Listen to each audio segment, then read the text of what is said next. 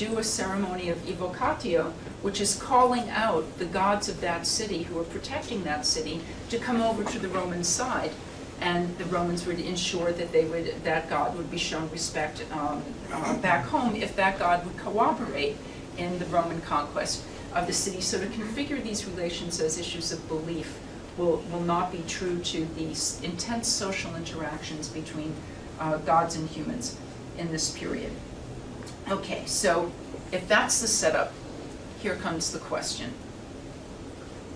What becomes difficult to account for, given the cultural presuppositions I've just sketched, is not Antiquity's practical pluralism, but rather the unquestionable episodes of religiously motivated persecution, by which I mean the use of force to compel cultic conformity and to quell religious difference, which could be perceived as religious and therefore dangerous deviance. How, within a context of practical pluralism, does something like religious persecution even occur?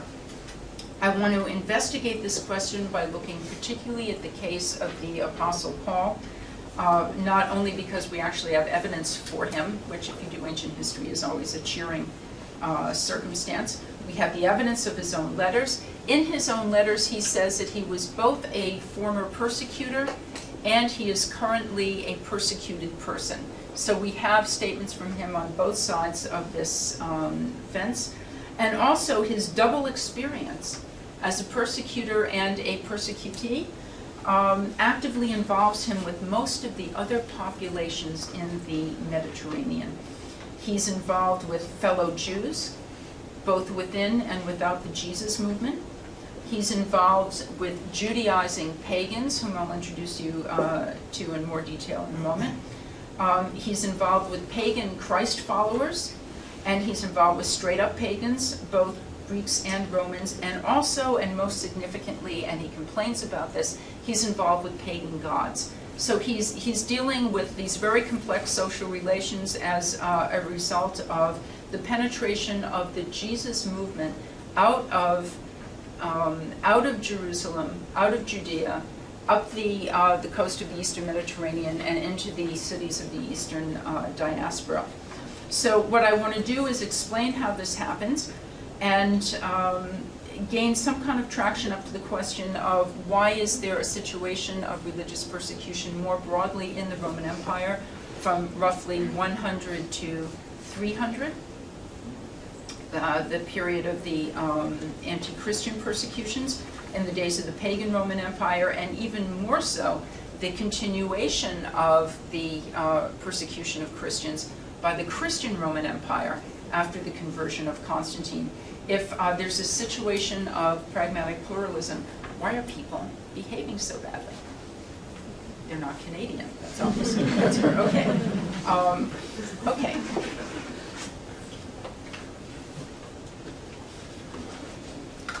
So let's put Paul briefly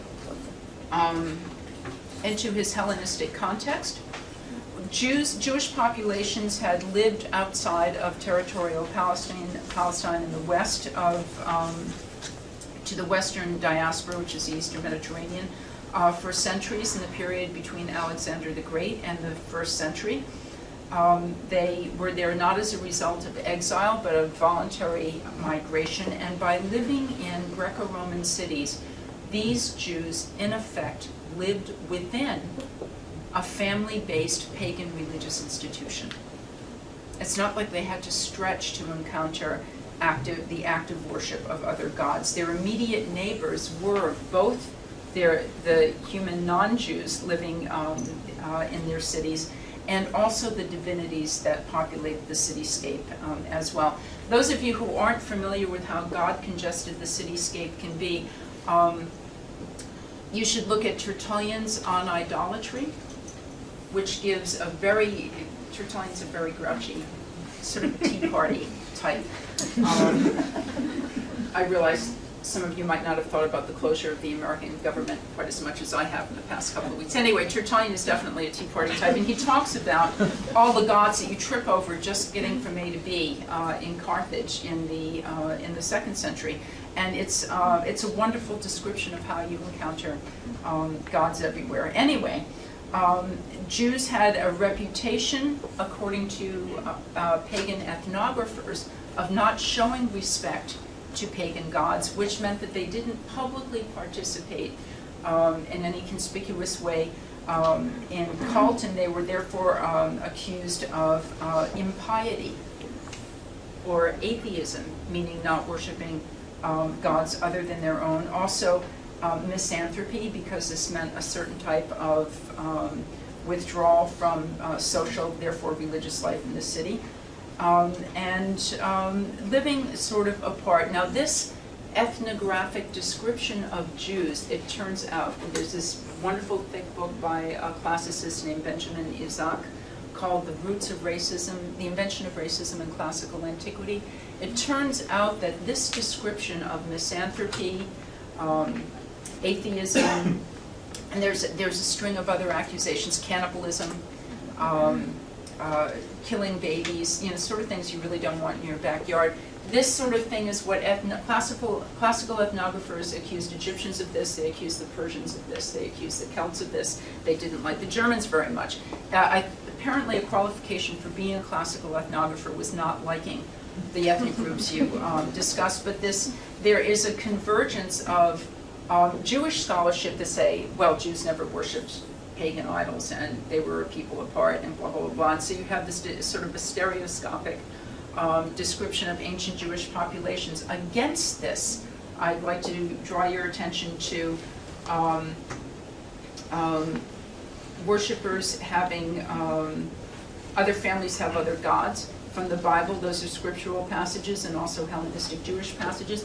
An acknowledgement, a simple acknowledgement of the existence of pagan gods, and advice on the part of Philo of Alexandria. Under other families of other gods, these gods exist. Philo notes that reviling each other's gods always causes war.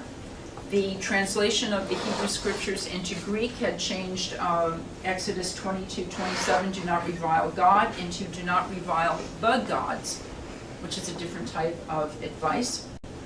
Philo also commends Jews for showing respect to pagan rulers, quote, who are the same seed as the gods. And finally, he says in his commentary on Genesis that the heavenly firmament is the most holy dwelling place of the manifest and visible gods. If you, may I use a chalkboard? Yes. It's a geocentric universe in antiquity. There's the moon, right? The planets, the sun's out here. And then you have up here the realm of the fixed stars. These are visible, they have body. And if you're in a vaguely Platonizing frame of mind, visible body is of a lower order of being than invisible. So that by calling these gods visible and manifest, Philo's actually making a very interesting claim, because his God, let's let him stand for Philo's God. Philo's God does not have a visible body. So by saying that these gods have visible bodies, he's made a status report about the relative position of these visible gods to his invisible God. He's begun to set up a gradient, which is an accommodation to polytheism. He is integrating these lower gods into a unified picture of the universe. Anyway, if you look under practical arrangements with other gods, I won't go through the details, but that's a list of various pieces of ancient evidence about Jews showing respect to other gods, and Jews who identify themselves as Jews, or else I wouldn't be able to put them in this part of my handout, because I wouldn't know they were Jews. So Moschus, son of Moschin, gets a visit from two gods in a dream, and they tell him to free his slave. And when a god tells you to do something in Antiquity, the only response is yes.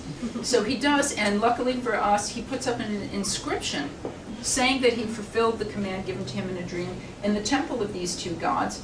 This is in the minus 300s, but he identifies himself in the inscription, again, lucky for us, as Moskos Judaios. So he's a self-proclaimed Jew who is also showing that he is not stupid when it comes to dealing with a direct heavenly revelation. Second item is sponsoring a Dionysiac festival, sort of like white t-shirt parties in Antiquity. And Nikitas from Jerusalem, subduing that. Herod the Great, of course, as a king, has special obligations to the empire. And my personal favorite is one of these manumission inscriptions, item number 4, which begins with a typically Jewish invocation to the Jewish god and ends by evoking Zeus, Gaia, and Helios, which is the sky, the earth, and the sun. And people in my line of work spill oceans of ink debating the ethnicity of this inscription, but there's no reason to think that it's not a Jew. You have Jewish grave inscriptions that have DM on them into the hands of the infernal god. So there's a kind of comfortable proximity of Jews to these other pagan gods, these literally lower gods, who are in a sense just as much their neighbors as the humans are. Also, finally, we have inscriptional evidence that there are Jewish students in the FEBate, which is a kind of junior college training for future citizens. There are Jews in city government. There are Jewish athletes. There are Jewish actors. There are Jewish army officers. All of those, to function in all of those environments, there is sacrifice being given to the gods of the city. And Jews are integrated into this, which is showing respect. There tends to be hesitation about actually being involved immediately in the public sacrifice, but certainly being present when this. You couldn't be a town councilor unless you were at least present when these sacrifices are given. So those are stories about Jews in pagan places. Do you know that the word pagan and the word Gentile is the same word in Greek? It's true. So I will use the word pagan because saying the word Gentile means somebody who's not ethnically Jewish, but only the Jews are ethnically Jewish, and what Gentile does is make a division between religion and ethnicity, which is exactly the idea I'm trying to liberate you from. So I'll continue to call these people pagans even when they switch gods. So then we have practical arrangements that pagans make with the Jewish God, and different evidence. This is clusters at the bottom of page 1 and the top of page 2.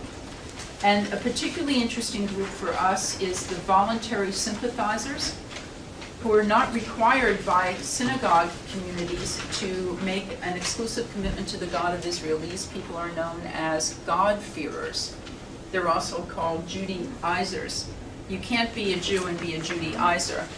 If you're a non-Jew, being a Judaizer means you begin to take on some Jewish, remember there's no such thing as religion, some Jewish ancestral custom.